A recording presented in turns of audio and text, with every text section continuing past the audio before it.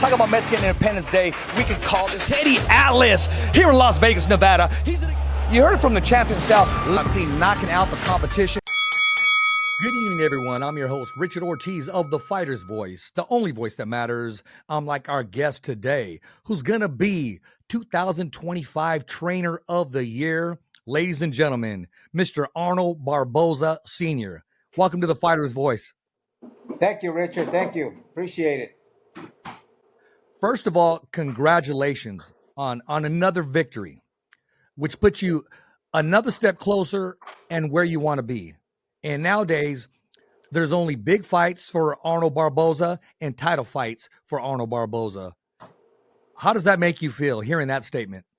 No, thank you, man. Thank you. I really appreciate your compliments. This is what we've been looking for a very long time. I mean, we've been looking to fight the best fighters out there, and finally, we've been getting the opportunity to fight the best out there, and it's even going to get better from now on. So that's what we've been looking for. Well, you solved the puzzle. You solved the mystery. Because Jack Catterall, and you can ask him over and over again, going into that fight, he claimed himself to be an undefeated fighter because a lot of people thought he beat Josh Taylor the very first time.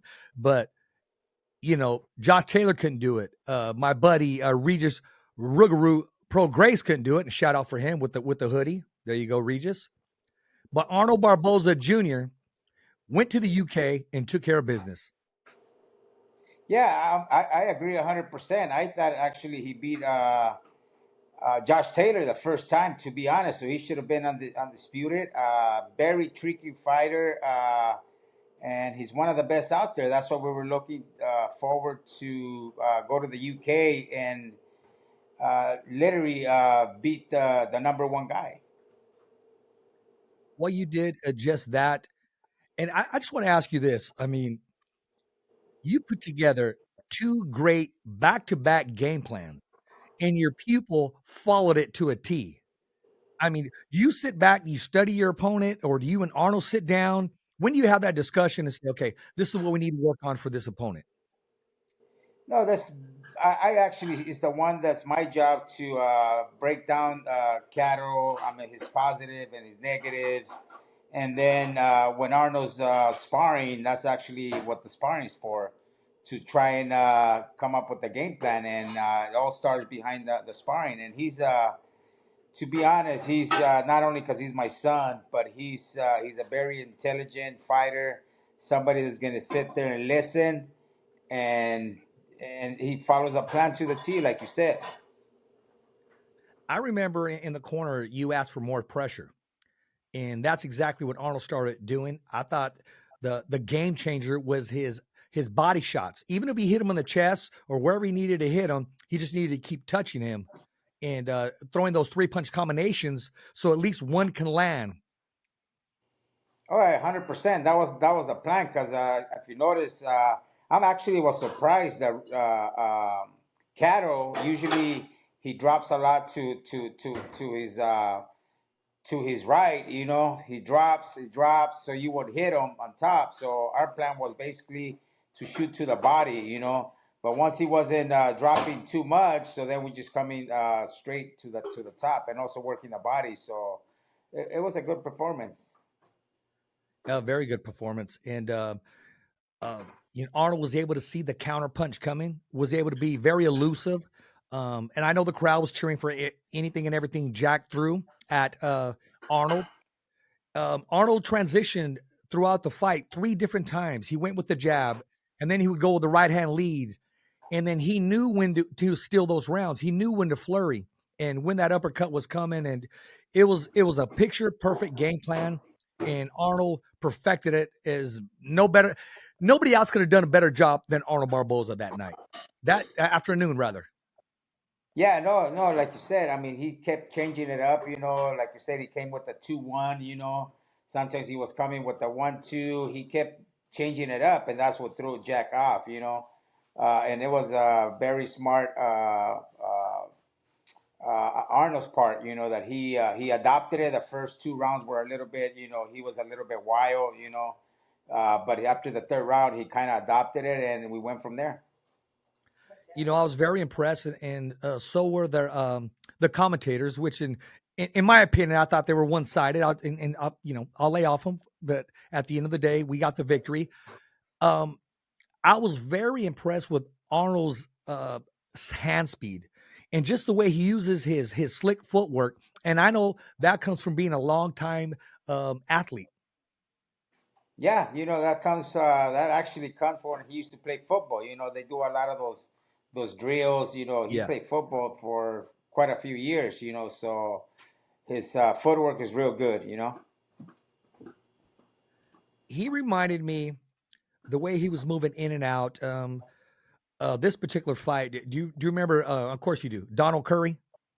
Oh yeah, yeah, Just 100%. yes, just the way he was moving around and just kind of reminded me of him when I was watching the fight. I would have mentioned to some of these so-called boxing experts, but they probably don't know who he is. These youngsters. Yeah. No, no, no. That's exactly. I mean, he was real light on his footwork. He wasn't heavy, so I mean, he did a good job. What was going through your mind knowing that you were entering the championship rounds after the 10th round? What was going through your mind, not only as a father, but as a trainer? No, it was a good fight. It wasn't. It was a close fight. I had her actually winning probably by 3 rounds. It was so. The last championship rounds, that's when I told him, we got to get a little bit more aggressive. Let's throw a little bit more punches because it is kind of close. And he actually won like the last 3 rounds. 2, 3 rounds he won them. So that's what made the difference on the fight. As a supporter, I'm always there. As a fan, I was losing my voice in the 6th round. After the 6 rounds, one of the commentators, they asked him, he said, "Oh, I have Catterall up 5-1," and I know they can't hear me. I'm at home watching. I'm like, "Are you freaking kidding me?" I go, "Come on!" I even text DAZN on Twitter. I said, "Can you put the camera in Barboza's corner for once?" Because it was all Catterall, Catterall, Catterall. Yeah. Oh no, yeah. I mean that we expect that from day one. I mean it was actually funny what you're saying. I mean we knew we were gonna have the whole UK against us since we got there. Actually, everything started.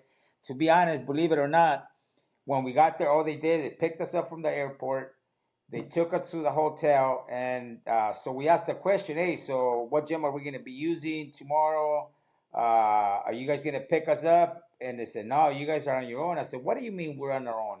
He said, "Yeah, you guys got to find your Uber. You guys got to find your own gym." I said, "This is bullshit." I was real upset. Yeah, I didn't let Arnold know that part.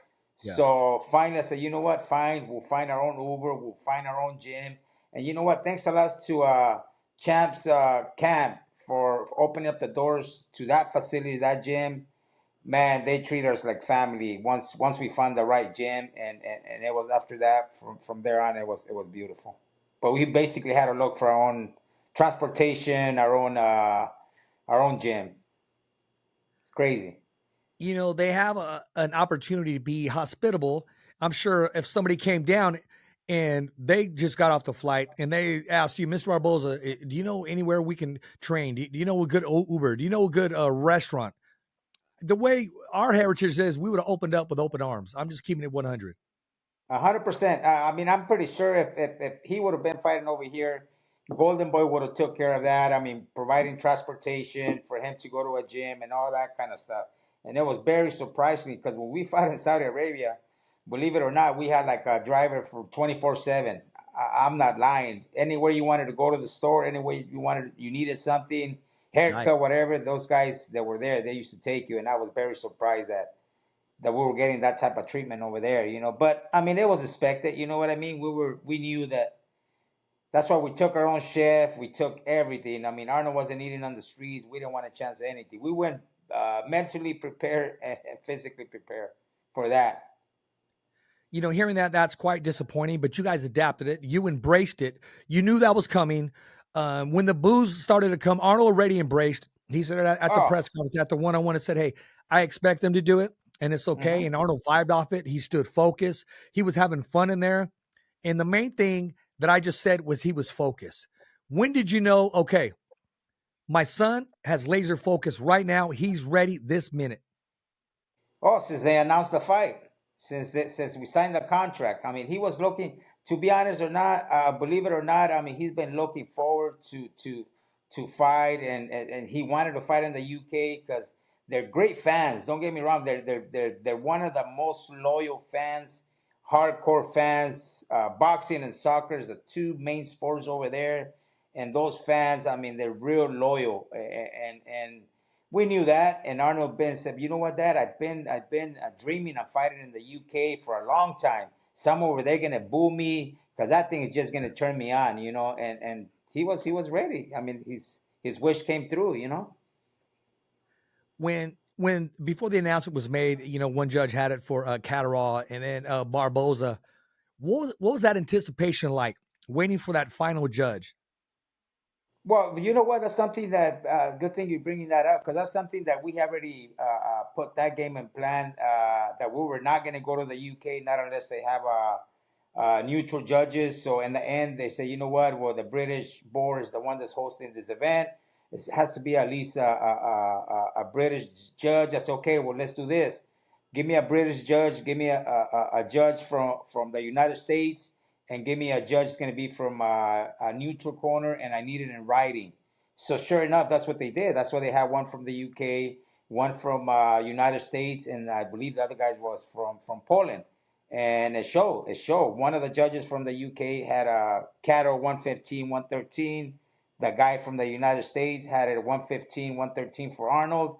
And the neutral judge from Poland had a 115, 113 from Arnold. But if we would have fell asleep and all three judges would have been from the UK, there's no way they would have gave us the victory. That was one of my worries when I was watching the fight, and I just kept saying, man, I hope they don't take it from him. I hope they don't take it from him. And I kept saying it over and over again. And where I was watching it, they just wanted Arnold to load up with a one shot. And I said, that's not the way he fights. Arnold's going to catch him coming in. No. Arnold's going to catch him coming in, pop shot him. When he hurts him to the body, then you'll see the hands go. Yeah, and that's actually when Catterall does good, you know, when he gets those guys that are aggressive, and he's a counter puncher too, you Yes, know. he is. So we had the plan. I mean, not be running from him just in front of him, but we're gonna let him come to us, you know, and keep touching him on the shoulder, you know, setting him up. And Arnold has faster feet and faster hands, so you know it worked out perfectly.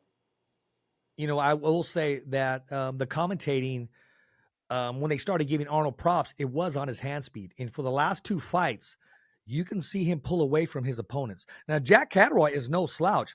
If I had a fighter, Mr. Barboza, I would stay away from him because he is all bad.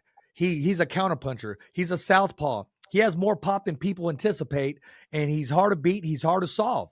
But Arnold accepted it and went through him just like a lawnmower.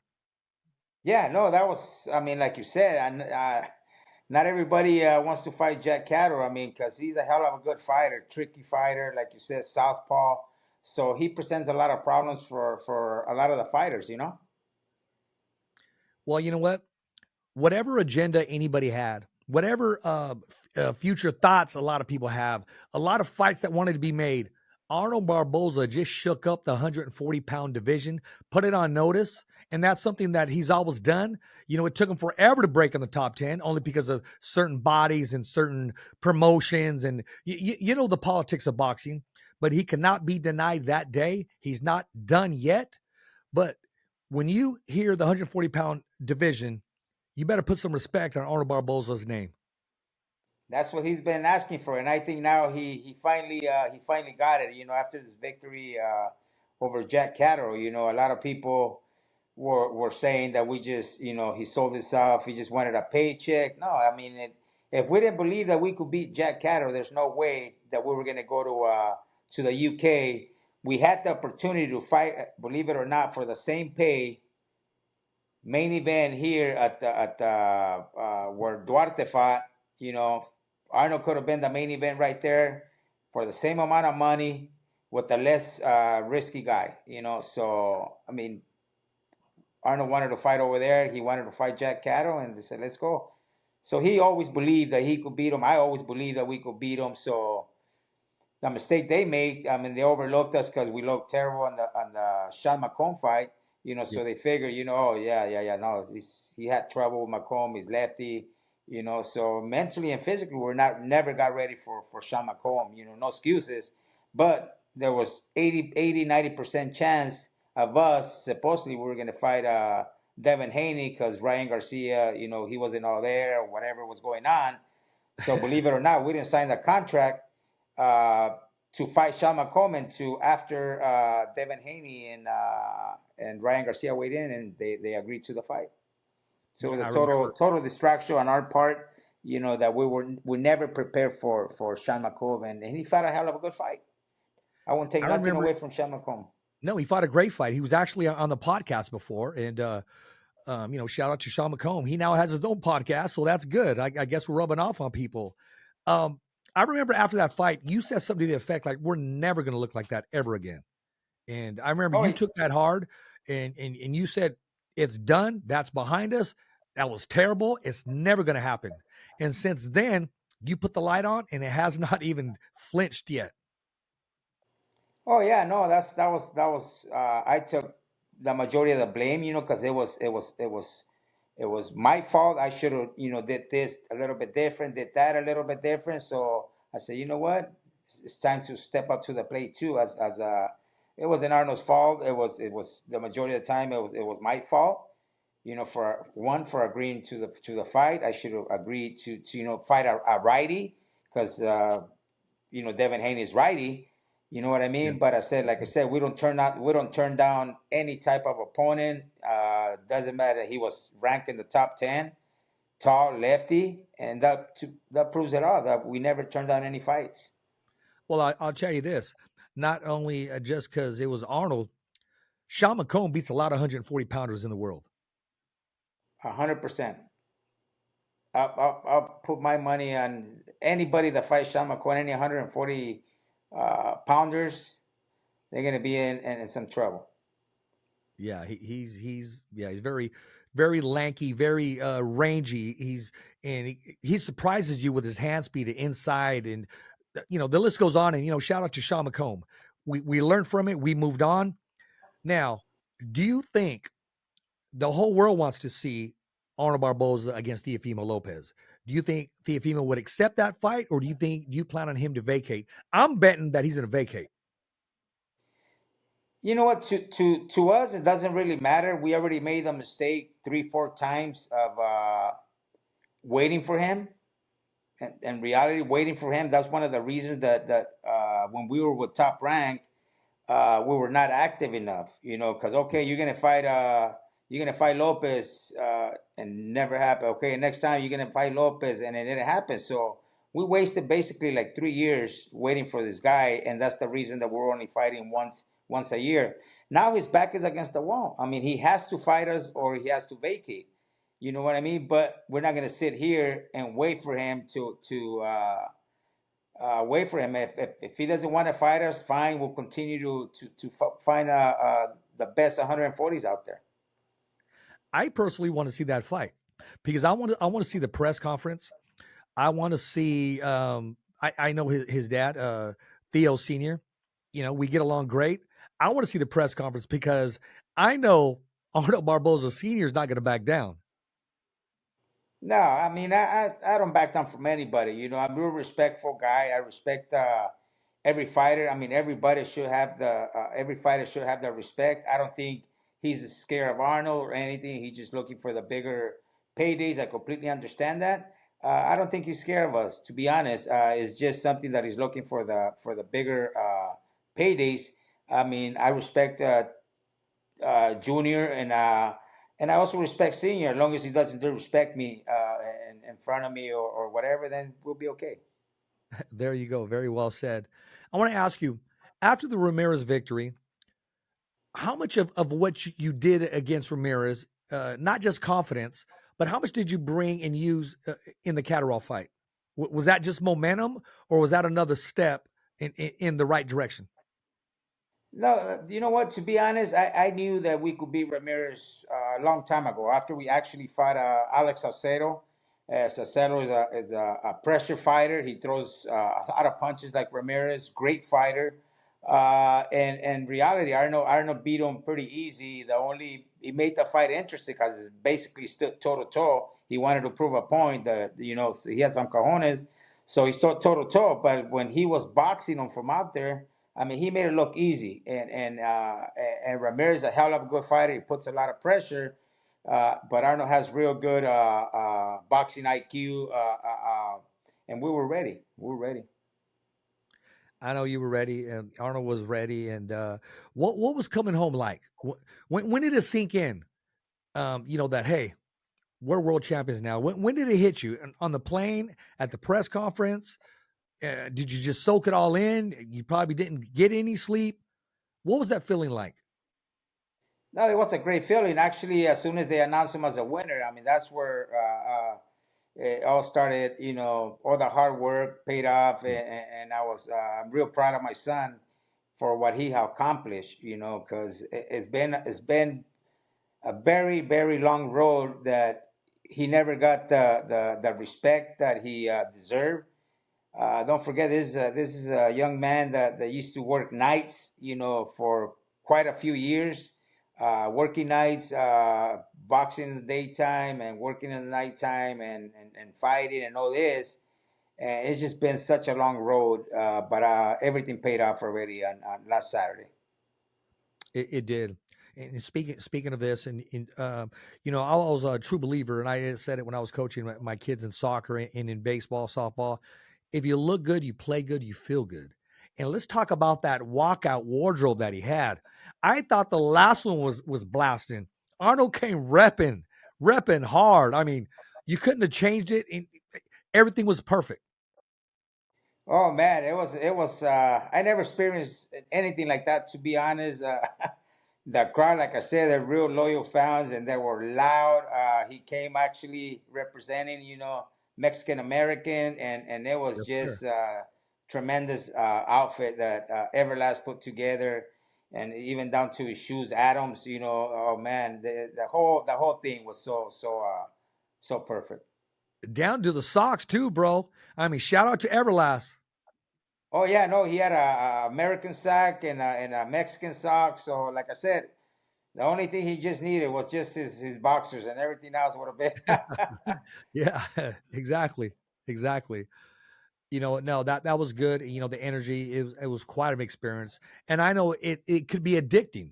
I know Arnold wants to experience another big fight like that. So is there anybody, I know you guys just want him and let you guys breathe. Any names coming your way? Any avenues, any locations? What does the future look like for Team Barboza?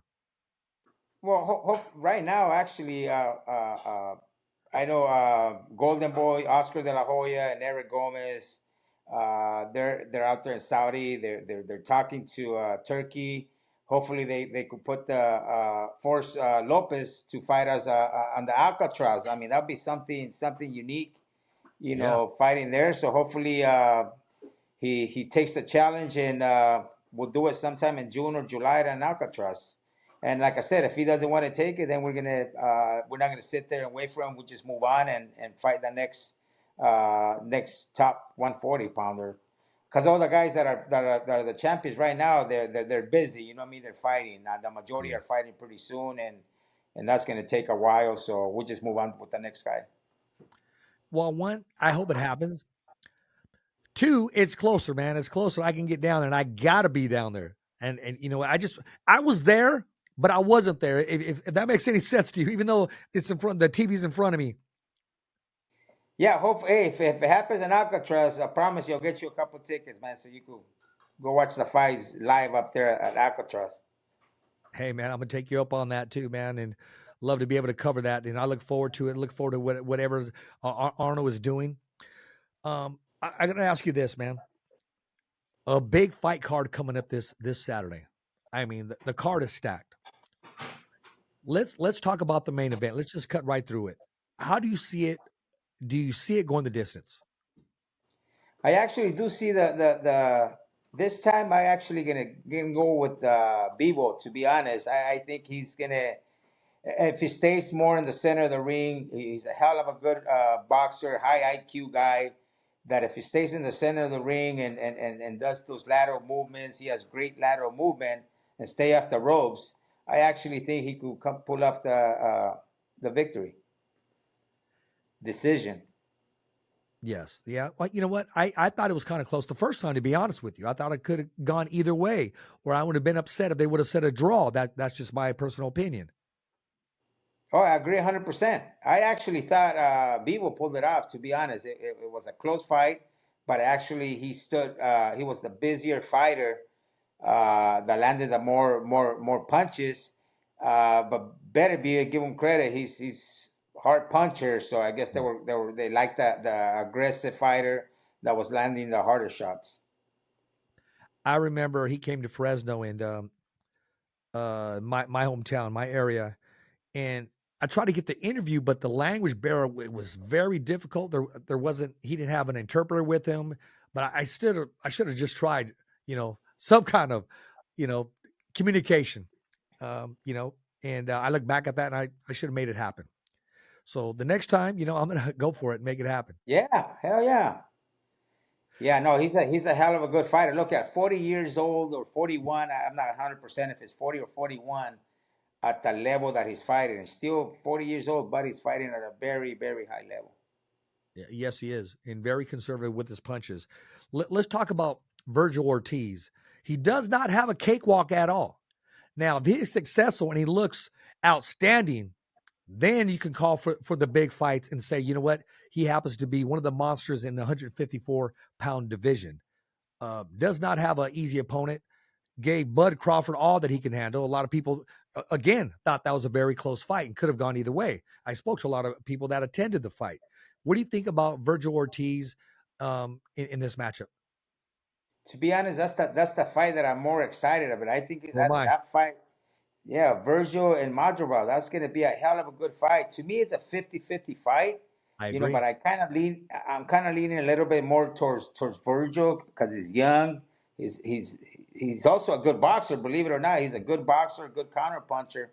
So I'm leaning a little bit more towards Virgil, but it is a very interesting fight. I see it as a 50-50 fight. Well, yeah, I want to give the edge to Virgil too. Of course, he trains at Robert Garcia's Boxing Academy.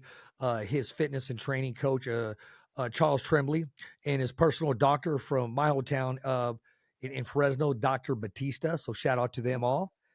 And let me ask you this: I'm going to have you put the coach's hat on now. How does Jose Ramirez defeat or compete with his upcoming fight that he has with Devin Haney?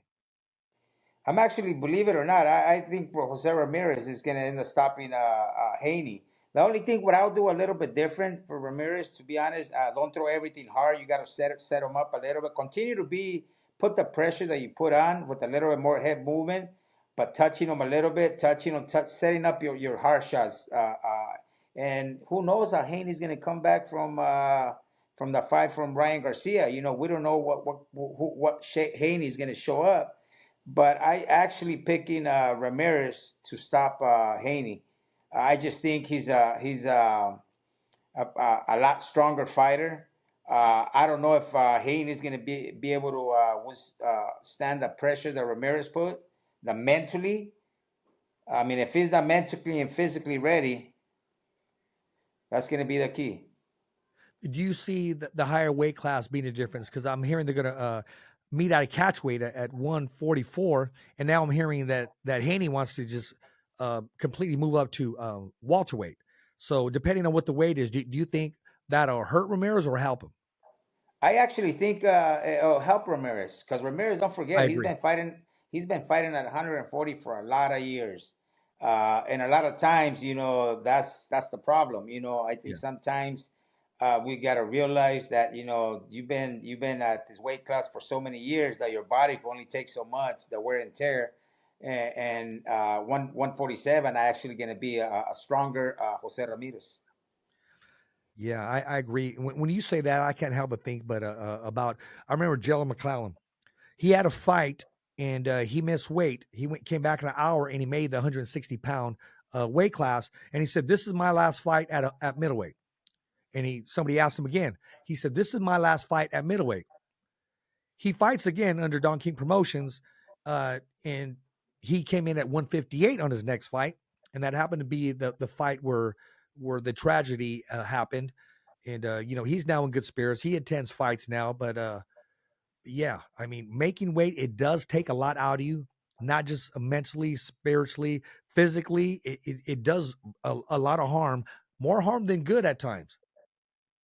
Oh yeah, 100%. I mean, sometimes because they're not drinking the proper water that the body needs, so that's how we started getting all these tragedies, because they're completely they stop drinking water, so the brain doesn't have any water to support all those hits, Yeah, so yeah. we get all these problems. And I thought the fight could have been stopped in the first round. He had been out, but it was a difference in communication on the count. If you recall that fight, do you remember Nigel Benn and Jello McClellan? No, to be honest, I don't remember the McLeod, yeah, but I don't remember the other guy. Yeah, yeah, Nigel Benn. So that okay, that's Oh, what you that's Connor Benz. Yeah, yeah, yeah. when you get to kickback, watch that fight. Yeah, okay. I will. Hey man, you're the second person to say they expect Jose Ramirez to defeat Devin Haney. Last week we had on boxing coach Rudy Cruz, who was the boxing coach for Daniel Cormier, UFC heavyweight champion of the world, former, and Cain Velasquez, and also Habib. And he's picking Jose Ramirez to defeat Devin Haney as well, and to stop him. Yeah, no, I mean, I truly 100% I believe that Jose Ramirez is going to be a new Jose Ramirez at 147 pounds. He's going to be strong, and like I said, I don't know if Devin Haney is going to be able to stand the mentally and physically pressure that Jose Ramirez is gonna put him, and that's for 12 rounds. So if he's not ready, and you could tell that Haney when they put pressure, a lot of pressure, he Yeah. kind of starts folding a little bit. So if Ramirez put the smart pressure on, like I said, just touching him, not throwing everything hard, just kind of set him up, he's going to stop him. Yeah, I'm looking forward to that because, again, it gives Jose an opportunity to be consistent. And, a long layoff doesn't help anybody unless you have an injury. So it's good to see him, with another fight date and him back into a big fight. I've always said when Arnold was victorious over him, that Ramirez wasn't done because there's still fights out there. You had the possible Regis fight. You had the possible running it back with Josh Taylor. Taylor. And Yep. Devin Haney, he needed somebody to fight on his comeback fight, and I just think he might have bit off more than he can chew. I want to see exactly where Devin Haney's mental mind is at, going into this fight. That's the key. That's you hit the nail right on the head. That's exactly what I wanted to see too. How is he going to come back from? It was a pretty good beating that he took from Ryan Garcia, So like I said, Total and he's not. domination. I just think they picked the wrong guy. To be honest, a guy that's going to be aggressive. He's going to be strong. Like I said, at 147 pounds, you could just tell that he's been having issues, trouble now making the 140 pounds. Like I said, he's been there for a lot of years, So Yeah. I just see a very strong Ramirez at 147 pounds. That I don't think Devin Haney is going to be able to take all the pressure. I'm waiting and anticipating a good Jose Ramirez that shows up there with a victory, puts him right back in the mix. Oh, 100%, 100%. That's all going to take, And like I said, he's gonna do very well at 147 pounds.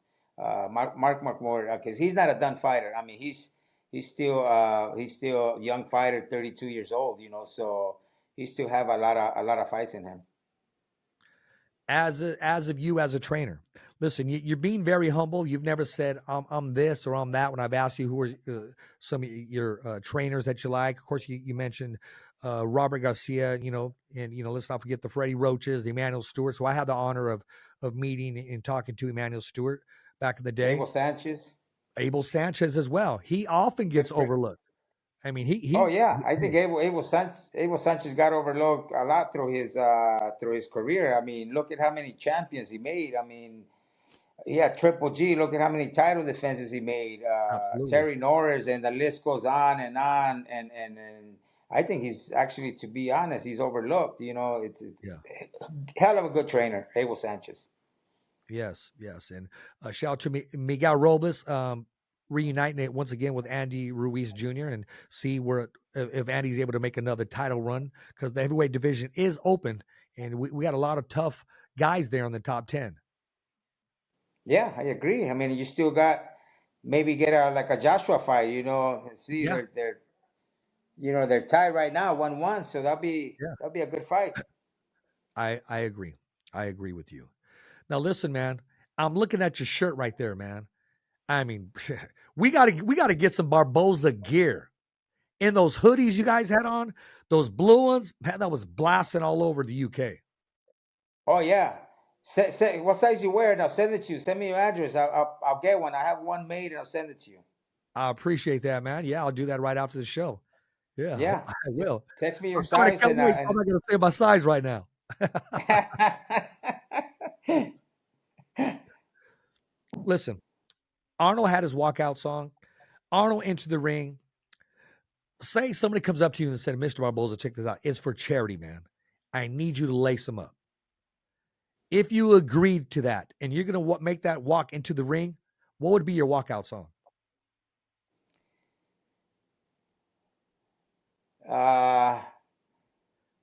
probably Vicente Fernandez song. Sangre Caliente, probably by Vicente Fernandez. Who would you be trained by? Probably that's a tough one. There's so many great coaches out there. I would even probably pick Don Chuy, the cut man that helps me. He's been with me for a lot of years. Also a hell of a good trainer. Well, let's pick another one. Let's put that team together. Who would assist him? I would have Abel Sanchez.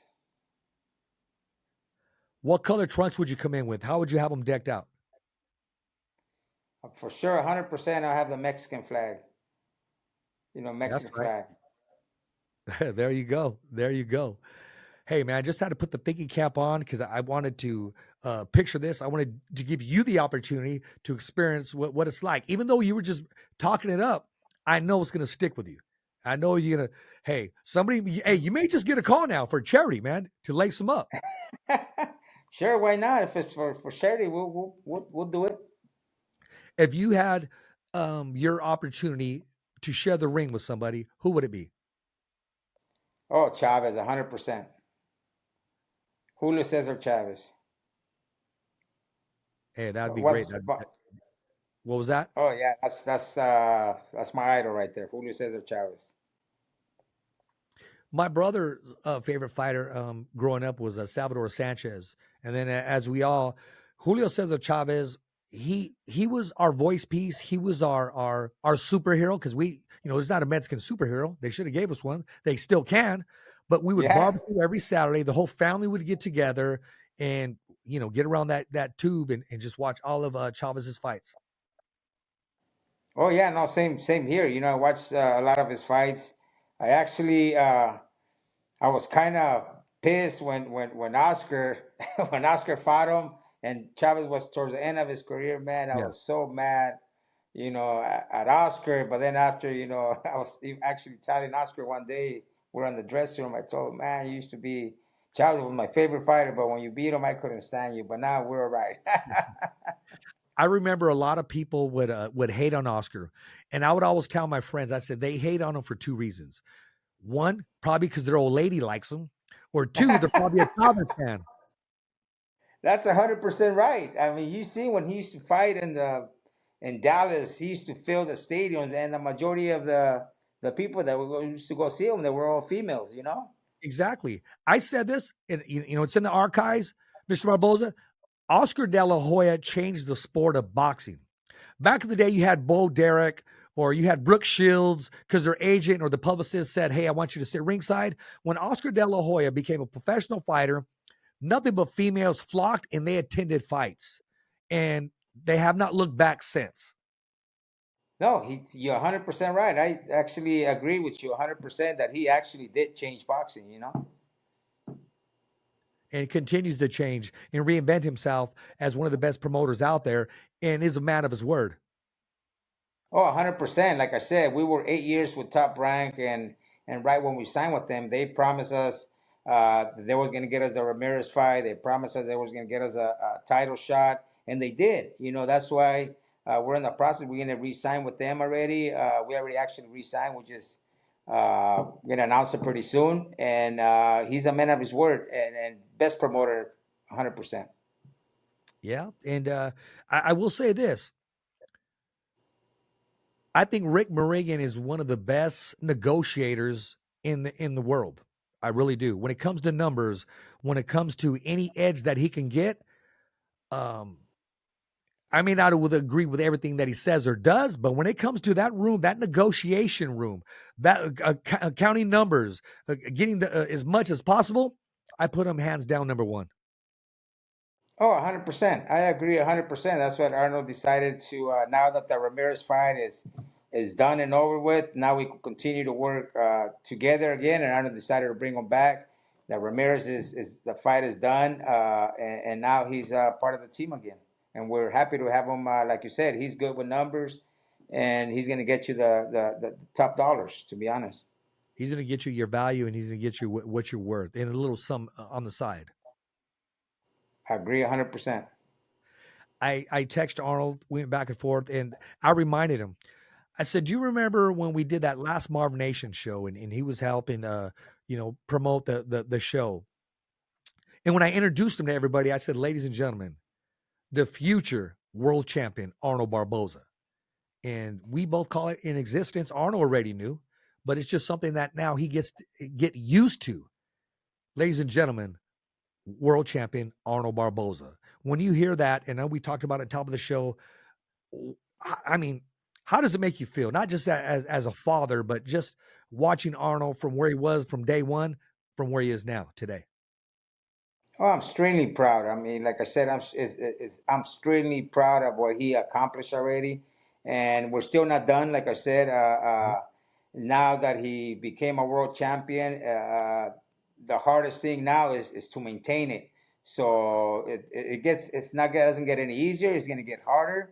But like I said, he's willing to put all the work, and I'm willing to put in the work, and together, straight to the top. I agree with you.